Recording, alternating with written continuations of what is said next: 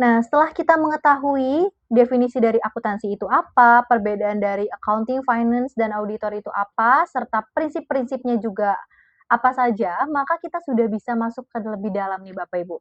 Nah, sekarang kita akan membahas mengenai siklus akuntansi. Jadi, apa saja sih step-step dari awal transaksi sampai kita dapat menyusun laporan keuangan? Ini sangat penting untuk Bapak Ibu pahami. Pertama, kita akan bertemu dengan adanya kumpulan transaksi. Jadi hal-hal yang memang terjadi pada perusahaan Bapak Ibu pada periode tertentu.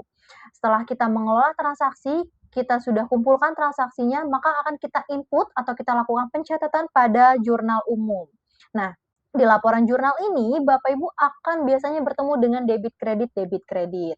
Setelah kita melakukan input pada jurnal, maka atas transaksi yang kita input akan kita kelompokkan ke dalam buku besar. Jadi ini maksud dari tujuan akuntansi yaitu pengelompokan, jadi akan kita kelompokkan masing-masing ke rumah masing-masing di dalam buku besar. Nanti kan ada praktiknya untuk memudahkan Bapak Ibu membayangkan dari bentuknya buku besar itu sendiri.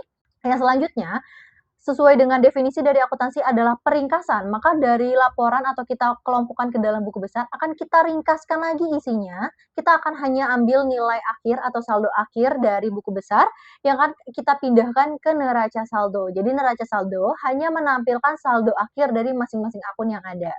Nah, kalau sudah biasanya adanya penyesuaian Bapak Ibu yang memang terjadi pada perusahaan.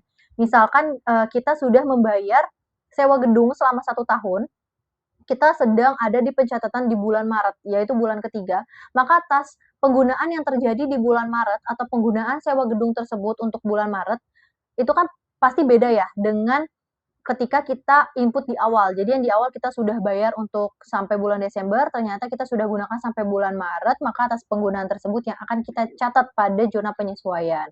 Nah, setelah kita melakukan catatan, atau penyusunan sebuah zona penyesuaian, seluruh nominal yang ada pada neraca saldo dan penyesuaian akan kita input ke dalam neraca lajur.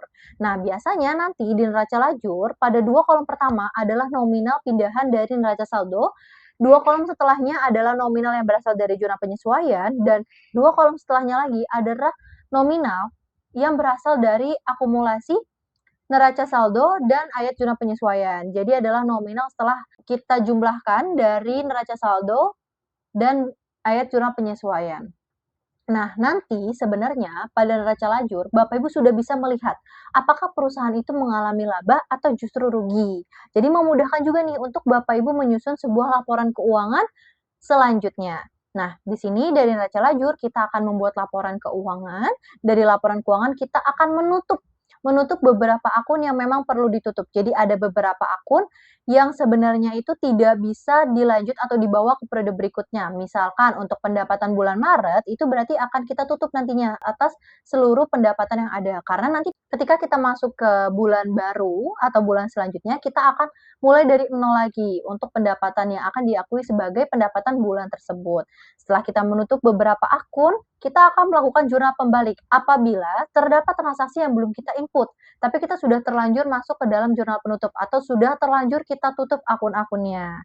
Nah, sebenarnya siklus dari akuntansi sendiri itu adalah seputar ini, tapi ketika Bapak Ibu memahami dari transaksi, jurnal, buku besar, neraca saldo, penyesuaian, dan Bapak Ibu merasa agak ribet nih melakukan input atau membuat neraca lajur, Bapak Ibu sebenarnya bisa langsung menyusun laporan keuangan. Jadi menyesuaikan sendiri, nyamannya seperti apa.